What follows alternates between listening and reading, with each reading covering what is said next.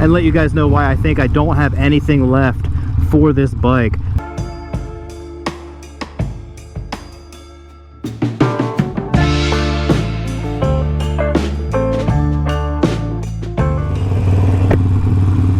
Alright everybody, what is up? What is up? As always, thanks for stopping by to another video today. We are out on the streets of Philadelphia on my 2019 Harley Sportster Iron 1200, and we're getting very close to approaching what I would consider somewhat of a significant mileage milestone. Kind of, well, I don't know for any bike, but specifically a Sportster.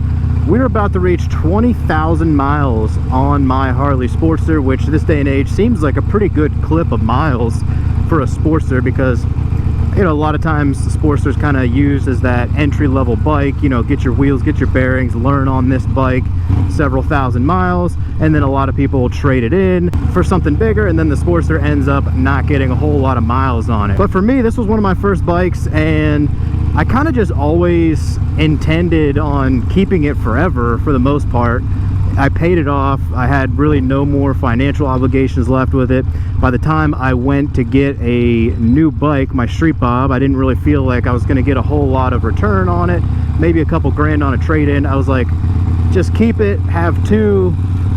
That's obviously better than having one, and just roll with two bikes, keep the Sportster forever. And in that vein, like I said, this bike is now approaching 20,000 miles on it. Where are we at? Actually, 19,825. So I'm pretty happy about approaching 20K on this bike. I think that's a pretty cool milestone for a Sportster.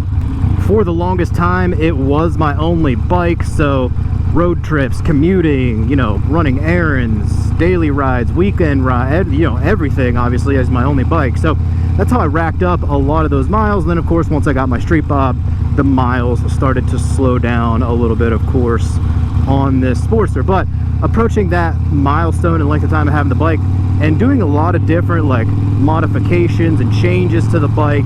As you guys know, if you've been tuning in for a while, I used to really have this set up with cruising with the stock mini apes, quieter pipes. I had the fairing on the front to block wind because I was doing a lot of traveling and cruising with this bike. Then once I got my Street Bob, that took over, and then I really kind of stripped this down a little bit into more a bobber style bike, which we're going to take a look at. But approaching that 20K and having this bike really where I want it kind of is making me think, like, is there anything left for this bike? Like, I love riding this bike. I have it dialed in almost to the exact way that I want it, and I'll show you how I kind of have it modded out for the time being. You guys probably saw me go through some upgrades, changes, taking stuff off, putting new stuff on. We're going to recap where we are with that, but I'm thinking, is there anything really left for this bike? And I'll be interested to get some of your guys' feedback if there's any upgrades or changes you guys think I should do once I show you where the bike sits currently. I'll be interested to hear a lot of that. But we're going to hop off here in just a second. We're going to take a look at where the bike sits currently aesthetically and let you guys know why I think I don't have anything left for this bike. I don't think there's much left to do to this bike at this point in time. I think that could also go from like a riding perspective too. Like, I've done some pretty long road trips on this. I've done all the different styles of riding on this particular bike. Is there any other rides? You know, will I do any more long distance? Is there any long distance left for me to do on this bike? Possibly. I guess that could be an option. Maybe hit like 3 or 4 different states. That'd be a big change up from what I'm used to with my Street Bob currently. But it would be actually fun to get back into some, maybe a couple longer distance rides on the Sportster now that it's decked out into a different style bike, kind of. I haven't done anything super long since it kind of turned it into a bobber. Alrighty guys, so here we are with my Harley Sportster. I'm going to take a look at it, like I said, give you guys a little rundown of where the bike currently sits, let you know why I think it is pretty much exactly how I want it at this point in time. I don't think I have much else left to do to it, but if you guys have any recommendations as we go through some of the stuff on things you think would look cool on this style of Sportster that I have going on here, feel free to drop them down in the comments. Obviously love to hear some of those, but let's go ahead and start in the front. Again, I took my Sportster from a little bit of a cruiser style sporty, stripped it down to a little bit more of a bobber cruiser style bike. So starting off in the front here, you see we did the fender delete, put a fork brace in here just for some safety precautions, removed the fender, put the fork brace in there. Really like how it creates kind of that cool stripped down look in the front. Moving up, obviously we did a LED headlight here, and we did a custom bracket for that as well, because if you guys are familiar with the stock Sportster bracket, it's kind of big and bulky right here. I really wanted to clean all of this up front here to kind of strip it down a little bit. Some of the wiring is exposed, which I don't necessarily love, but it is what it is. So you can see kind of that custom bracket right here gives it a good minimalistic clean look. Next, we have the LED signals. These are Rogue Rider Industries. We've got the LED signals with the dark smoked lenses. Another thing that I want to point out that I did here, if you guys have been tuning in for a while, you guys remember I had the Memphis Shades cafe fairing on the front of the bike. Took that off as well, just to kind of clean up, give it that naked bobber style look. Next up, as you guys know, the Iron 1200 comes with those stock mini apes. Those are like a 12-inch mini ape, I believe. I went ahead and put stock Iron 883 bars on there. So again, all in that theme of kind of stripping it down, give it a little bit more of a bobber look. Those higher bars were a little bit better for cruising, so wanted to kind of drop those down a little bit lower, and I like the overall profile that it gives the front of the bike, lowering the bars. Coming in next over here, we did a tank lift and a wire tuck. Always thought this was something I would maybe never really do, but I ended up really liking it. Gave the tank like an 1.25 inch lift right here, and then cleaned up all the wiring underneath. I think that gives it a really cool look. We'll back up just a little bit. Gives you an idea of what that tank lift looks like. And then next up, for an air filter, we've got the Arlen Ness air intake right there.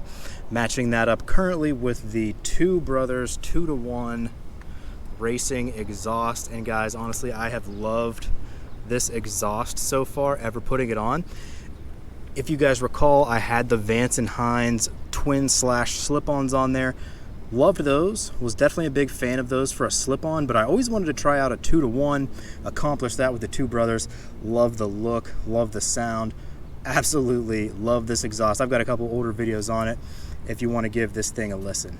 And then staying down here, coming back towards the back of the bike, we removed some of the plastic and metal chain guards. The metal piece actually broke off and fell off right here, so I just removed it totally. Used to be a plastic piece here.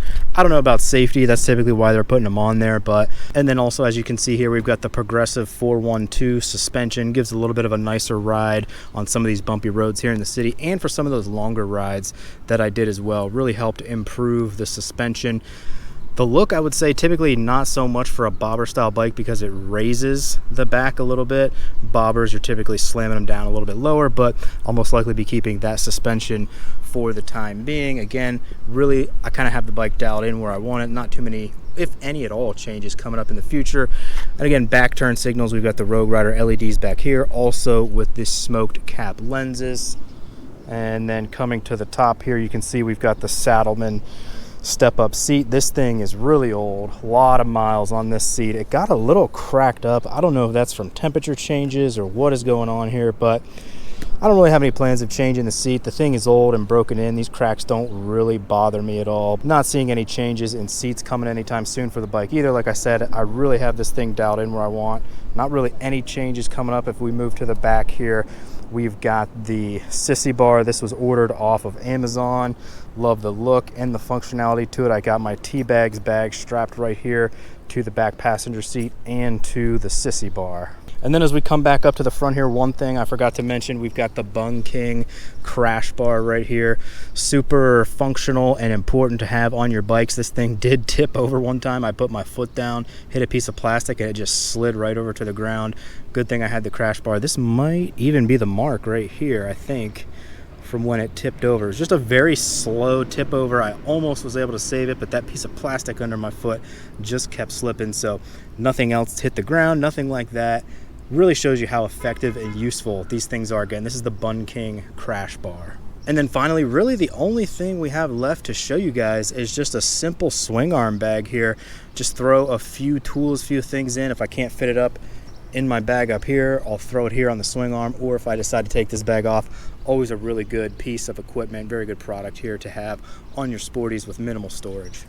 Alrighty guys, so that really kind of wraps it up with where the Sportster sits today. Like I said, take a look at this thing from a little bit of a wider view. Very happy with how the bike looks right now. Really happy with everything I've done to it so far.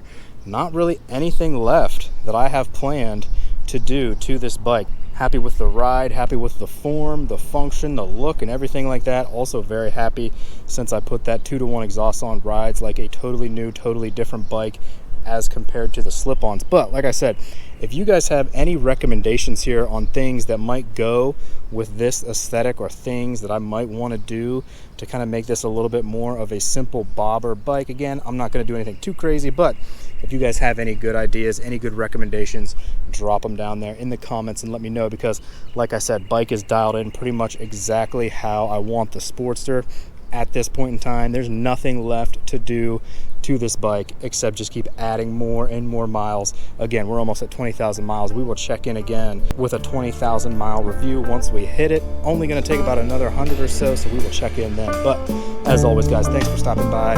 If you like anything we got going on here, make sure you go ahead, like this video and subscribe to the channel. As always, ride safe out there guys, make it a good one. It's the Moto John. We'll see you all on down the road. Peace.